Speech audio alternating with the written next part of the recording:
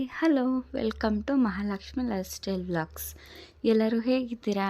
ನಾನು ಚೆನ್ನಾಗಿದ್ದೀನಿ. ನೀವು ತುಂಬ ಚೆನ್ನಾಗಿರಬೇಕು ಅಂತ ಕೋರ್ಕೋತಾ ಈ ವಿಡಿಯೋ ಸ್ಟಾರ್ಟ್ ಮಾಡ್ತಾಯಿದ್ದೀನಿ. ನೋಡಿ, ನಾನಿಲ್ಲಿ 1 ಟೇಬಲ್ ಸ್ಪೂನಷ್ಟು 1.5 ಟೇಬಲ್ ಸ್ಪೂನಷ್ಟು ನಾನಿಲ್ಲಿ ಆಯಿಲ್ ತೊಗೋತಾ ಇದ್ದೀನಿ ಒಗ್ಗರಣೆಗೋಸ್ಕರ.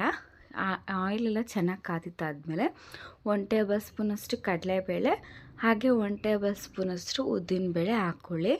ಇದೆಲ್ಲ ಸ್ವಲ್ಪ ಗೋಲ್ಡನ್ ಬ್ರೌನ್ ಕಲರೆಲ್ಲ ಚೆನ್ನಾಗಿ ಆಗಬೇಕು. ಅದು ಗೋಲ್ಡನ್ ಕಲರ್ ಬಂದರೆ ಸ್ವಲ್ಪ ಕ್ರಿಸ್ಪಿಯಾಗಿರುತ್ತೆ ನಮಗೆ ಇಡ್ಲಿ ಮಾಡ್ಕೋಬೇಕಾದ್ರೆ.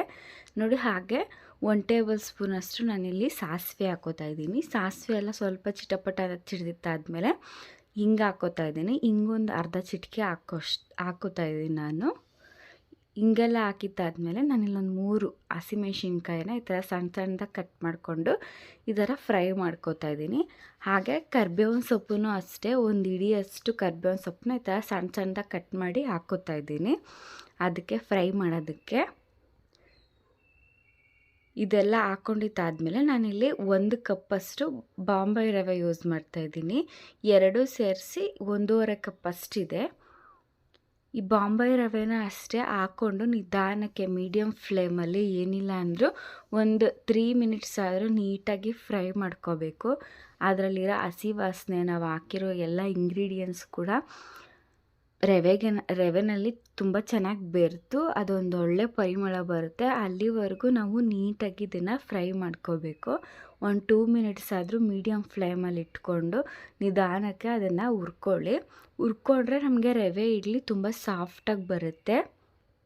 ನೋಡಿ, ನಾನು ಈ ಥರ ನಿಧಾನಕ್ಕೆ ಹುರ್ಕೋತಾ ಇದ್ದೀನಿ ಒಂದು ಮೀಡಿಯಮ್ ಫ್ಲೇಮಲ್ಲಿ ಇಟ್ಕೊಂಡು. ನೋಡಿ, ಇವಾಗ ಇದನ್ನು ಕಂಪ್ಲೀಟಾಗಿ ಆರಕ್ಕೆ ಬಿಡಬೇಕು. ಹುರ್ಕೊಂಡಿತ್ತಲ್ಲ ಆದಮೇಲೆ ಇದನ್ನು ಕಂಪ್ಲೀಟಾಗಿ ಆರಕ್ಕೆ ಬಿಟ್ಟು ನಾವು ಆಮೇಲೆ ಈ ಉಳಿದಿರೋ ಇಂಗ್ರೀಡಿಯೆಂಟ್ಸ್ನ ಹಾಕ್ಕೋಬೇಕು.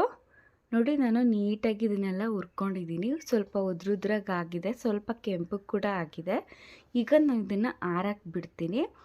ಆರಿದ ಆದಮೇಲೆ ನಾನಿಲ್ಲಿ ಸಬ್ಬಕ್ಕಿ ಸೊಪ್ಪು ಒಂದು ಕಪ್ಪಷ್ಟು, ಹಾಗೆ 1 ಕಪ್ ಕ್ಯಾರೆಟ್ ತುರಿ, ಹಾಗೆ ಸ್ವಲ್ಪ ಕೊತ್ತಂಬರಿನ ನಾನು ಈ ಥರ ಸಣ್ಣದಾಗಿ ಕಟ್ ಮಾಡಿಕೊಂಡು ಈ 3 ಕೂಡ ಇದಕ್ಕೆ ಮಿಕ್ಸ್ ಮಾಡ್ಕೋತೀನಿ.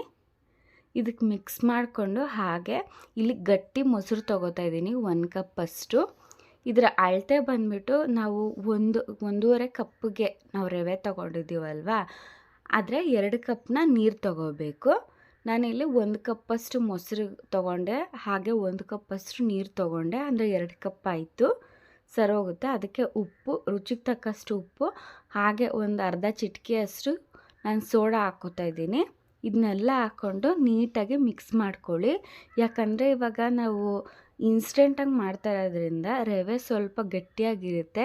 ಇದನ್ನು ಎಲ್ಲ ಹಾಕಿ ಮಿಕ್ಸ್ ಮಾಡಿ ಅಟ್ಲೀಸ್ಟ್ ಒಂದು 10 to 15 ಮಿನಿಟ್ಸ್ ಬಿಟ್ಟರೆ ಅದೊಂದು ಸ್ವಲ್ಪ ಹುಳಿ ಆಗುತ್ತೆ, ಹಾಗೆ ಸಾಫ್ಟಾಗಿರುತ್ತೆ, ನಮಗೆ ಫ್ಲಫಿಯಾಗಿ ಬರುತ್ತೆ ಇಡ್ಲಿ. ಅದಕ್ಕೇ ಒಂದು 15 ಮಿನಿಟ್ಸ್ ಬಿಟ್ಟರೆ ಸಾಕಾಗುತ್ತೆ. ಅಷ್ಟರಲ್ಲಿ ನಾವು ಚಟ್ನಿ ಏನಾದರೂ ಮಾಡ್ಕೋಬೋದು. ಇದಕ್ಕೆ ಸಾಗು ಮಾಡ್ಕೊಳ್ಳೋಂಗಿದ್ರೆ ಸಾಗು ಎಲ್ಲ ಪ್ರಿಪೇರ್ ಮಾಡ್ಕೊಳ್ಳಿ 15 ಮಿನಿಟ್ಸ್ ಆಗೋಷ್ಟರಲ್ಲಿ.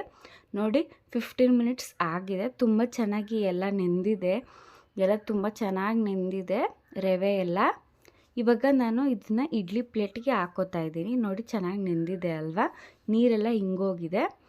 ಈ ಥರ ನಾವು ಇಡ್ಲಿ ಪಾತ್ರೆಗೆ ಆಲ್ರೆಡಿ ಎಣ್ಣೆ ಹಾಕಿ ಹಚ್ಚಿ ಇಟ್ಕೊಂಡಿದ್ದೀನಿ ನಾನು ಇಡ್ಲಿ ಪ್ಲೇಟ್ಗೆಲ್ಲ. ಈಗ ಸ್ವಲ್ಪ ಡೆಕೋರೇಷನ್ ಮಾಡೋದಕ್ಕೆ ಈ ಥರ ನಾನು ಗೋಡಂಬಿನ ಸೆಂಟ್ರಲ್ಲಿ ಇಟ್ಕೋತೀನಿ. ನೀವು ಬೇಕಾದರೆ ಟೊಮೆಟೊ ಕೂಡ ಹಾಕ್ಕೋಬೋದು. ಟೊಮೆಟೊ ಹಾಕಿದ್ರೆ ಏನಂದರೆ ಅದು ನೀರು ಥರ ಬಿಟ್ಕೊಳ್ಳುತ್ತೆ, ಅದು ನನಗೆ ಅಷ್ಟು ಇಷ್ಟ ಆಗಲ್ಲ. ಅದಕ್ಕೆ ಈ ಥರ ಸ್ವಲ್ಪ ಕ್ಯಾರೆಟು ಇಲ್ಲ ಯಾವುದಾದ್ರೂ ಡ್ರೈ ಫ್ರೂಟ್ಸ್ ಇಟ್ಕೊಂಡ್ರೆ ಇನ್ನೂ ಚೆನ್ನಾಗಿರುತ್ತೆ. ನೋಡಿ, ನಾನಿಲ್ಲಿ ಒಂದೊಂದು ಸೌಟ್ ಹಾಕ್ಕೋತಾ ಇದ್ದೀನಿ ಇಡ್ಲಿ ತಟ್ಟೆಗೆ. ಇದು ಜಾಸ್ತಿ ಏನು ಉಬ್ಬೋದಿಲ್ಲ, ನಾವು ನಾರ್ಮಲಾಗಿ ಇಡ್ಲಿ ಮಾಡ್ಕೋತೀವಲ್ವ ಅಷ್ಟೇನು ಉಬ್ಬಲ್ಲ, ಸ್ವಲ್ಪನೇ ಉಬ್ಬುತ್ತೆ. ಅದಕ್ಕೆ ಇದನ್ನು ಫುಲ್ಲಾದರೂ ಹಾಕ್ಕೋಬೋದು ನಾವು.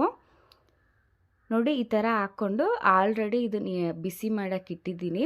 ಇದು ಏನಿಲ್ಲ ಅಂದರೂ ಒಂದು 20 ಮಿನಿಟ್ಸ್ ಆದರೂ ಚೆನ್ನಾಗಿ ಕುಕ್ ಆಗಬೇಕು ಮೀಡಿಯಮ್ ಫ್ಲೇಮಲ್ಲಿ. 20 ಮಿನಿಟ್ಸ್ ಆದರೂ ಚೆನ್ನಾಗಿ ಬೇಯಬೇಕು. ನೋಡಿ, 20 ಮಿನಿಟ್ಸ್ ಆಗಿದೆ. ನಾನು ಓಪನ್ ಮಾಡ್ಕೋತಾ ಇದ್ದೀನಿ.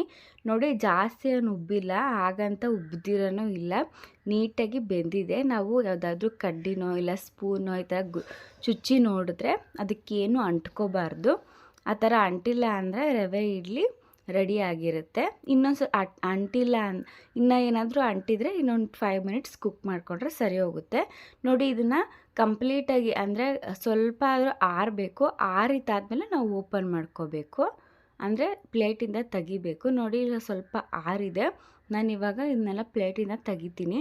ನೋಡಿ ಸೂಪರಾಗಿ ಬಂದಿದೆ. ಹೋಟೆಲ್ನಲ್ಲಿ ಯಾವ ಸ್ಟೈಲ್ ಇರುತ್ತೋ ಅದೇ ಥರ ಸ್ಟೈಲಲ್ಲಿ ನಾವು ಮನೆಯಲ್ಲಿ ಈಸಿಯಾಗಿ ಮಾಡ್ಕೋಬೋದು. ಮಕ್ಕಳು ಉಪ್ಪಿಟ್ಟೆಲ್ಲ ತಿಂತಾ ಇರಲ್ಲ ಅಲ್ವಾ, ಅವ್ರಿಗೆ ಈ ಥರ ರವೆ ಇಡ್ಲಿ ಮಾಡಿಕೊಟ್ಟು ಕೊಡಿ, ಅವ್ರು ತುಂಬ ಇಷ್ಟಪಟ್ಟು ತಿಂತಾರೆ. ನೋಡಿ ಪ್ಲೇಟಿಗೆ ಎಲ್ಲೂ ಕೂಡ ಅಂಟಿಲ್ಲ, ತುಂಬ ಫ್ಲಫಿಯಾಗಿ ಬಂದಿದೆ. ನೀವೇ ನೋಡಿ ಸೂಪರಾಗಿ ಬಂದಿದೆ. ನೋಡಿ ಎಷ್ಟು ಚೆನ್ನಾಗಿ ಬಂದಿದೆ ಅಲ್ವಾ. ನಾನು ಇದಕ್ಕೆ ಕಾಂಬಿನೇಷನ್ ಆಗಿ ನಾನು ಟೊಮೆಟೊ ಚಟ್ನಿನ ಸರ್ವ್ ಮಾಡ್ಕೋತಾ ಇದ್ದೀನಿ. ನೀವು ಬೇಕಾದರೆ ಸಾಗು ಮಾಡ್ಕೋಬೋದು, ಇಲ್ಲ ಕಾಯಿ ಚಟ್ನಿ ಮಾಡ್ಕೋಬೋದು, ತೆಂಗಿನಕಾಯಿ ಚಟ್ನಿ ಮಾಡ್ಕೋಬೋದು. ಯಾವುದಕ್ಕಾದ್ರೂ ತುಂಬಾ ಚೆನ್ನಾಗಿರುತ್ತೆ. ಸ್ವಲ್ಪ ಖಾರದ ಚಟ್ನಿ ಆದರೆ ಇನ್ನೂ ಸೂಪರಾಗಿರುತ್ತೆ. ನೋಡಿ ನಾನಿಲ್ಲಿ ಟೊಮೆಟೊ ಚಟ್ನಿ ಮಾಡ್ಕೊಂಡಿದ್ದೀನಿ. ಇದಕ್ಕೊಂದು ಸೂಪರಾಗಿತ್ತು. ನೀವು ಅಷ್ಟೇ ತಪ್ಪದಿರ ಬ್ರೇಕ್ಫಾಸ್ಟ್ಗಾಗಲಿ ಇಲ್ಲ ಲಂಚ್ ಬಾಕ್ಸ್ಗಾಗಲಿ ತಪ್ಪದಿರ ಈ ರೆಸಿಪಿನ ಮಾಡಿ ನೀವು ಹಾಗೆ ನಿಮ್ಮ ಮನೆ ಮಕ್ಕಳಿಗೆಲ್ಲ ಇದನ್ನು ಮಾಡಿಕೊಡಿ. ಅವ್ರು ತುಂಬ ಇಷ್ಟಪಟ್ಟು ತಿಂತಾರೆ. ಯಾರ್ಯಾರು ಉಪ್ಪಿಟ್ಟು ತಿನ್ನಲ್ಲ ಅವ್ರಿಗೆಲ್ಲ ಇದನ್ನು ಪಕ್ಕ ಮಾಡಿಕೊಡಿ. ನೋಡಿ ತುಂಬ ಸೂಪರಾಗಿತ್ತು. ನೀವು ಒಂದು ಸತಿ ಟ್ರೈ ಮಾಡಿ ಹೇಗೆ ಬಂತು ಅಂತ ನನಗೆ ಕಮೆಂಟ್ ಮಾಡಿ ತಿಳಿಸಿ. ನೋಡಿ ಒಳಗಡೆನೂ ಅಷ್ಟೇ ತುಂಬ ಸಾಫ್ಟಾಗಿದೆ, ಸ್ಪಂಜಿಯಾಗಿದೆ. ಒಂದ್ಸರಿ ಮಿಸ್ ಮಾಡಿದ್ರೆ ನೀವು ಕೂಡ ಅಷ್ಟೇ ಈ ಥರ ರವೆ ಇಡ್ಲಿ, ಅದು ಕೂಡ ಮಸಾಲ ರವೆ ಇಡ್ಲಿನ ಮಾಡಿ ತಿಂದು ನೋಡಿ ಹೇಗೆ ಬಂತು ಅಂತ ನನಗೆ ಕಮೆಂಟ್ ಮಾಡಿ ತಿಳಿಸಿ. ಈ ವಿಡಿಯೋ ನಿಮಗೆ ಇಷ್ಟ ಆಗಿದ್ದರೆ ಪ್ಲೀಸ್ ನನ್ನ ಚಾನಲ್ನ ಸಬ್ಸ್ಕ್ರೈಬ್ ಮಾಡ್ಕೊಳ್ಳಿ. ಹಾಗೆ ನೀವು ಫ್ಯಾಮಿಲಿ ಫ್ರೆಂಡ್ಸ್ ಅವ್ರಿಗೆಲ್ಲ ಈ ವಿಡಿಯೋನ ಶೇರ್ ಮಾಡಿ. ಪ್ಲೀಸ್ ನನಗೆ ಸಪೋರ್ಟ್ ಮಾಡಿ. ನೀವು ಸಪೋರ್ಟ್ ಮಾಡಿದ್ರೆ ಇನ್ನಷ್ಟು ವಿಡಿಯೋನ ನಾನು ನಿಮಗೋಸ್ಕರ ಬರ್ತಾ ಇರ್ತೀನಿ.